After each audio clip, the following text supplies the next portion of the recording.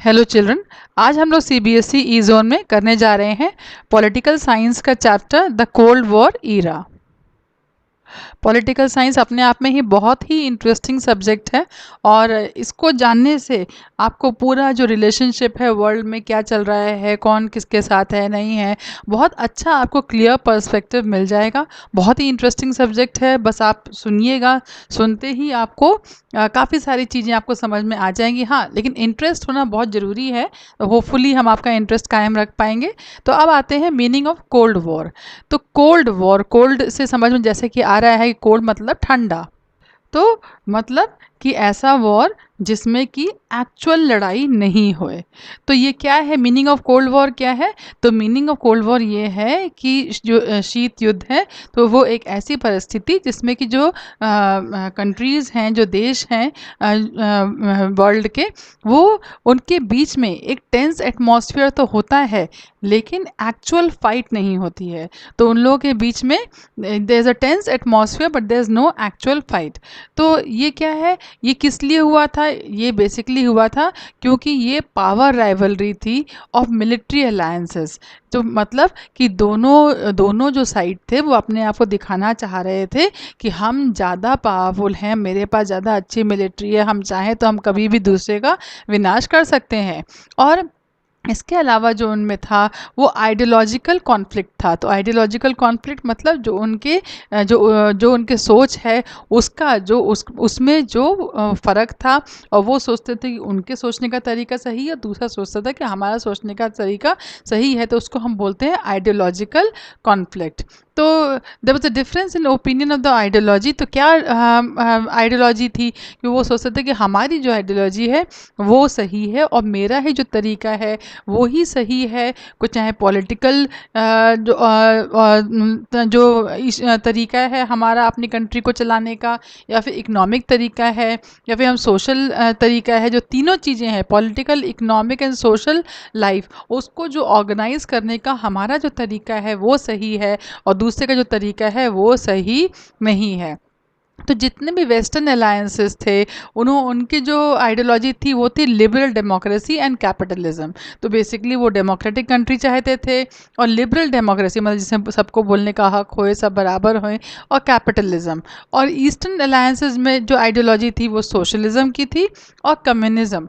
तो दोनों में ये डिफरेंस था। तो एक सोच सकते कि डेमोक्रेसी एंड कैपिटलिज्म का जो तरीका है वो सही है, और दूसरी आइडियोलॉजी थी सोशलिज्म एंड कम्युनिज्म का, तो वो सोचते थे कि हम सही हैं। तो अब सेकेंड वर्ल्ड वॉर के बाद कौन सी सिचुएशन थी हमारे जो वर्ल्ड में? तो जब वर्ल्ड वॉर टू जब ख़त्म होने को आया, तो एक तरीके से उस समय पे बहुत बड़ा जो वर्ल्ड जो फेस कर रहा था, एक बहुत बड़ा खतरा जो फेस कर रहा था कि वो चांसेस थे कि यूएसए एंड सोवियत यूनियन के बीच में लड़ाई हो सकती थी। और दोनों ने ही, चाहे यूएसए हो चाहे सोवियत यूनियन हो, दोनों ने ही बहुत सारे मिलिट्री के सामान, वेपन्स ऐसे इकट्ठा कर लिए थे जिससे कि वो एक बार में बहुत सारे लोगों को डिस्ट्रॉय कर सकते थे। तो वेपन्स ऑफ मास डिस्ट्रक्शन इसको बोलते हैं। इसको उन्होंने इकट्ठा करके रखे थे, और वो इतने ऐसे रखे गए थे, इतने रेडी टू यूज़ थे कि अगर एक मतलब फ्यू मिनट्स में वो लोग एक दूसरे के ऊपर उसको यूज़ कर सकते थे। तो उन लोग के जो आइडियोलॉजिकल डिफरेंसेस थे, जो कि हमने देख लिया कि पहले तो समझ लो कि फ्री एंटरप्राइज मतलब कैपिटलिस्ट वर्सेस कम्युनिज्म था, और दूसरा जो लिबरल डेमोक्रेसी वर्सेस टोटलिटेरियनिज्म, या फिर इसको सोशलिज्म आप बोल सकते हैं। तो ये दोनों आइडियोलॉजी डिफरेंसेस थे, और दोनों ही साइड जो थे वो एक दूसरे को बहुत हेट करते थे, और दोनों ही साइड प्रोपोगंडा कर रहे थे दूसरी कंट्रीज़ में, और उन लोगों को बताने के लिए कि हमसे अच्छा कोई नहीं है। और लेकिन जिस तरीके से कोल्ड वॉर शुरू हुआ था, अचानक वो ख़त्म भी हो गया था। अब अगर देखा जाए तो कॉजेज़ क्या हैं rise of the cold war में? तो जो कॉजेज़ अगर rise of the cold war में देखें तो पहला कॉज़ है कि दो पावर ब्लॉक्स बन गए थे। दूसरा क्या है कि कम्युनिस्ट फॉर्म ऑफ गवर्नमेंट आ गई थी। तीसरा क्या है, जितने भी फ्रीडम मूवमेंट्स हो रहे थे, जो कि मतलब जितने भी कंट्रीज़ थी जिन्होंने दूसरी कंट्रियों को कोलोनाइज़ करके रखा हुआ था, और वो कंट्री अपने आप को फ्रीडम दिलवाना चाह रही थी, तो उनको भी सप्रेस करा जा रहा था। और जो न्यूट्रल कंट्रीज़ थी उनके ऊपर हमेशा इन लोग को डाउट रहता था कि ये एक्चुअल में किसका साथ दे रही हैं। और जो डिस्ट्रक्टिव वेपन्स है उसका कलेक्शन दोनों ही साइड बहुत तेज़ी से करते जा रहे थे।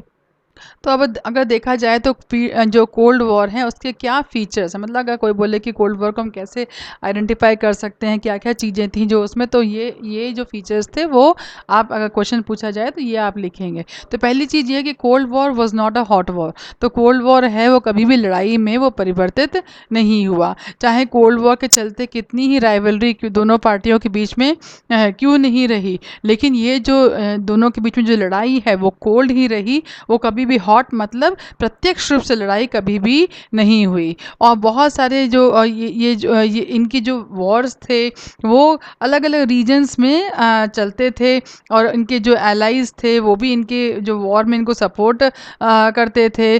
और लेकिन कभी भी इस छोटी मोटी लड़ाई उनके रीजन में हुई, उनके एलीज़ के रीजन में हुई, लेकिन कभी भी ये वॉर एकदम ग्लोबल वॉर मतलब महान रूप में ये नहीं उभरा। छोटे मोटे वॉर काफ़ी जगह पे होते रहे थे। अब cold war as ideological conflict, तो जी ये वाला क्वेश्चन हम लोग पहले ही पढ़ चुके हैं कि आइडियोलॉजिकल कॉन्फ्लिक्ट नहीं कैसे था। ये सिंपल ये बात नहीं थी कि मैं तुमसे ज़्यादा पावरफुल हूँ, या फिर मेरी मिलिट्री तुमसे ज़्यादा है, या फिर जो बैलेंस ऑफ पावर दिखाने का कि हम दोनों बराबर हैं इस तरीके से दिखाने का। लेकिन इसके अलावा दोनों के बीच में सीरियस आइडियोलॉजिकल कॉन्फ्लिक्ट भी थे। जो वेस्टर्न अलायंस थे वो अपने आप को कैपिटलिस्ट वर्ल्ड से रिप्रेजेंट करते थे जैसे कि यूएस, और जो ईस्टर्न अलायंस था वो अपने आप को कम्युनिस्ट वर्ल्ड से रिप्रेजेंट करते थे जो कि यूएसएस था। अब तीसरा पॉइंट जो है cold war and it's military nature. तो जो जब कोल्ड वॉर है तो जब कोल्ड वॉर का जो आउटकम हुआ वो हुआ कि जो यूएस एंड यूएसएसआर थे वो दोनों एक सुपर पावर की तरह वो उभरे, और वो अपना जो इन्फ्लुएंस है वो अलग अलग पार्ट ऑफ द वर्ल्ड में वो लोग फैलाना चाहते थे। तो इसके कारण क्या हुआ कि जो वर्ल्ड है वो अपने आप में ही दो भाग में वो बट गया। और जो जिसका साथ दे रहे थे वो उनका बोला गया था वो मिलिट्री अलायंस है, मतलब कि वो उनको जब भी कभी झगड़ा होगा तो उसमें भी वो उनका साथ देंगे। तो यूएस ने जिन कंट्रियों को इकट्ठा करके बनाया उसको उन्होंने नाम दिया नाटो, और जो यूएसएसआर ने जिस अलायंस को बनाया उसका उन्होंने नाम दिया वॉर्सा। अब ये डी पॉइंट है आर्म्स रेस। तो जो कोल्ड वॉर है तो उसमें जो उससे जो दुश्मनी थी वो नहीं ख़त्म हुई, दुश्मनी तो चलती ही जा रही थी। और इनको हमेशा एक दूसरे पे डाउट था, एक दूसरे के इंटेंशंस में डाउट था। उनको लगता था कि कहीं वो दूसरा वाला चुपके चुपके आर्म्स तो नहीं इकट्ठा कर रहा है, और अपने आप को दूसरे के बराबर करने के लिए ये लोग भी हमेशा अपने आर्म्स इकट्ठा करते रहे, यह सोच के कि अगर दूसरे वाले ने हमला कर दिया तो मुझे उसके लिए पूरी तरीके से तैयार करना चाहिए। और जितने भी ज़्यादा ये लोग अपने आप को आर्म से भरते जा रहे थे वो उनके लिए ज़रूरी था, क्योंकि वो एक तरीके से वो वॉर को प्रिवेंट भी कर रहा था।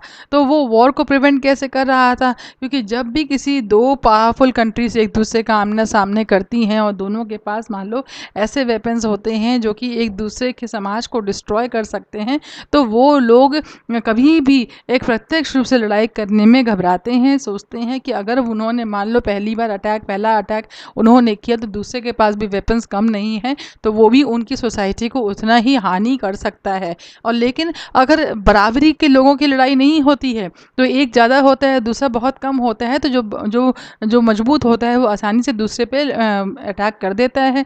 लेकिन जब बराबर के टक्कर के लोग और दोनों को पता होता है कि दोनों के पास ऐसे वेपन्स हैं जो कि वेपन्स ऑफ मास डिस्ट्रक्शन है, तो वो लोग एक दूसरे पे हमला करने से पहले सोचते हैं। अब आता है डीकोलोनाइजेशन। तो जो ईरा है कोल्ड वॉर का उसमें बहुत सारी जो कंट्रीज़ हैं एशिया एंड अफ्रीका की जो कि उस समय पे कॉलोनियल रूल में के अंडर में थी, आइदर बाय ब्रिटेन और बाय फ्रांस गवर्नमेंट, तो वो सब क्या है कि वो सब लोग डीकोलोनाइज होने लग गए। फिर आता है नाम।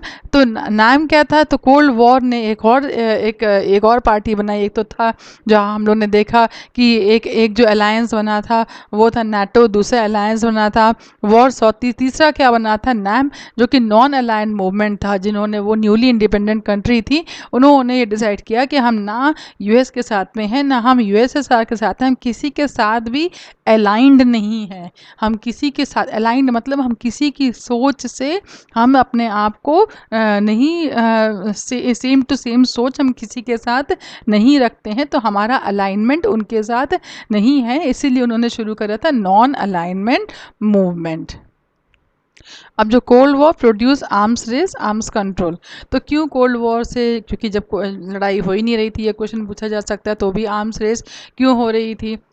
तो जब कोल्ड वॉर, ये हम लोग पहले ही हम आपको बता चुके हैं कि जब कोल्ड वॉर हो रहा था, तो उसके जब कोल्ड वॉर के चलते ऐसा नहीं था कि दुश्मनी ख़त्म हो गई थी दो अलायंसेस के बीच में, दुश्मनी तो चल ही रही थी, उसके अलावा साथ साथ में दोनों को एक दूसरे के ऊपर शक भी चलता जा रहा था, और उन लोगों को लग रहा था कि हम कि इसीलिए जब दूसरों को एक दूसरे के इंटेंशन पे शक था कि वो हमारे कंट्री के लिए क्या कर सकता है, इसलिए बहुत ज़रूरी था कि वो कॉन्स्टेंटली अपने आप को प्रिपेयर करते रहते वॉर के लिए। तो इसीलिए उन्होंने बहुत सारे जो आर्म्स थे उसको उन्होंने इकट्ठा करना शुरू किया, क्योंकि उनको लगता था कि वो बहुत ज़रूरी है अगर उनको वॉर को प्रिवेंट करना है। जो दो साइड्स थे उन्होंने ये समझ लिया कि वॉर होने के हो सकता है, चाहे हम कितना भी रेस्ट्रेन करें, लेकिन वो दूसरे का भरोसा नहीं है, तो हो सकता है कि शायद वॉर हो जाए। और वो ये भी सोचते थे कि हमारे पास आर्म्स होना बहुत ज़रूरी है, कि हो सकता है कि हम ये सोचते रहें कि दूसरा ऐसा नहीं करेगा, हम दूसरे के जो इंटेंशंस हैं उसको मिसअंडरस्टैंड कर दें या फिर मिस कैलकुलेट कर दें, और फिर जो हम सोचें कि वो वेपन्स, जो उनके पास जो वेपन्स हैं उसका हम अच्छे से कैलकुलेशन ना रख पाएँ। और तो इसीलिए हमारे लिए बहुत ज़रूरी था कि वो दोनों कंट्रीज सोचते थे कि उनके लिए बहुत ज़रूरी था कि वो वेपन्स को इकट्ठा करके रखें। उसके अलावा क्योंकि ये लोग न्यूक्लियर इनके पास न्यूक्लियर वेपन्स भी थे, तो इनको ये भी लगता था कि हो सकता है कि कभी ना कभी कोई न्यूक्लियर वेपन को यूज़ करते समय कोई एक्सीडेंट हो जाए, कोई ऐसा चांस हो जाए। तो इन्होंने डिसाइड किया कि यूएसए एंड यूएसएसआर ने, क्योंकि ये इतने सारे न्यूक्लियर मिसाइल्स को अपने पास रखते जा रहे थे, तो इन्होंने कहा कि ऐसा जो एक्सीडेंट है इसको प्रिवेंट करने के लिए ज़रूरी है कि ये लोग कोई ना कोई एक अपने बीच में एक ऐसी अंडरस्टैंडिंग करें जिससे कि ये लोग या तो उन जो न्यूक्लियर वेपन्स को लिमिट कर लें, मतलब कम कर दें, या फिर उसको वो एलिमिनेट कर दें। तो इसीलिए जो 1960 में इन्होंने स्टार्टिंग मतलब उसके बाद काफ़ी सारे एग्रीमेंट्स हुए, उन्होंने तीन बहुत इंपॉर्टेंट एग्रीमेंट्स इन्होंने साइन करे। और पहले का नाम है limited test ban treaty, nuclear non proliferation treaty, anti ballistic missile. और इसके बाद इसके बाद सुपर पावर्स ने ये एग्रीमेंट साइन किया कि ये लोग अब अपना जो आर्म्स का जो इकट्ठा कर रहे हैं उसको वो लोग लिमिट करते जाएंगे। तो अब हम लोग देखते हैं कि कौन कौन सी ट्रीटीज़ जो थी वो जो साइन करी गई थी। तो पहली जो हमने देखी लिमिटेड टेस्ट बैन ट्रीटी। तो जो लिमिटेड टेस्ट बैन ट्रीटी है जिसको हम बोलते हैं एलटीबीटी, इसको फुल फॉर्म में भी पूछा जा सकता है। तो इसमें इसके अंडर में जो न्यूक्लियर वेपन के जो टेस्ट हैं वो एटमॉस्फेयर में नहीं हो सकते हैं, आउटर स्पेस में भी नहीं हो सकते हैं, और अंडर वाटर में भी नहीं हो सकते हैं। तो ये जो है ये लिमिटेड टेस्ट बैन ट्रीटी ये साइन करी गई थी कि जो भी, क्योंकि एनवायरनमेंट का बहुत ही नाश हो रहा था इन सब के टेस्टिंग से, तो जो एटमॉस्फेयर है या फिर आउटर स्पेस है वहाँ पे भी नहीं कर सकते हैं, और अंडर वाटर में भी इसका टेस्टिंग नहीं कर सकते हैं। ये लिमिटेड टेस्ट बैन ट्रीटी ये साइन करी गई थी। अब दूसरी थी न्यूक्लियर नॉन प्रोलिफरेशन ट्रीटी, जिसको एनपीटी बोलते हैं। तो इसमें जो था कि जो न्यूक्लियर वेपन स्टेट्स थी, जो वो जो मतलब जो पहले से ही न्यूक्लियर वेपन स्टेट्स थी और जिनके पास न्यूक्लियर वेपन्स थे, तो वो मतलब उन्हीं के पास ही न्यूक्लियर वेपन हो सकते थे, और दूसरा जिनके पास न्यूक्लियर वेपन नहीं थे वो अब न्यूक्लियर वेपन्स नहीं ले सकते थे। तो इसके मतलब कहने का मतलब ये है कि जिनके पास पहले से न्यूक्लियर वेपन है बस वही न्यूक्लियर वेपन कंट्रीज़ बन सकती थी, और बाकी जिन्होंने अभी तक अपने न्यूक्लियर वेपन के हथियार नहीं बनाए थे उनके पास राइट्स नहीं थे कि वो अब न्यूक्लियर वेपन्स बना सकें। तो इनके हिसाब हिसाब से न्यूक्लियर वेपन स्टेट वो थे जिन्होंने अपने न्यूक्लियर वेपन्स मैन्युफैक्चर कर लिए थे और एक्सप्लोड कर लिए थे 1 जनवरी 1967 से पहले। तो वो सब जो कंट्रीज़ थी उनको न्यूक्लियर वेपन कंट्रीज़ मानी जाएंगी, और उनके हिसाब से सिर्फ 5 वो ऐसी कंट्रीज़ थी जो कि यूएस थे, यूएसएसआर थे जो कि अब रशिया कहा जाता है, ब्रिटेन, फ्रांस एंड चाइना। तो ये था नॉन प्रोलिफरेशन ट्रीटी, और जिसको कि हमारी इंडिया ने नहीं मान के हम लोगों ने अपना खुद का ही फिर जो न्यूक्लियर वेपन है वो उसकी टेस्टिंग करी थी, न्यूक्लियर मिसाइल की।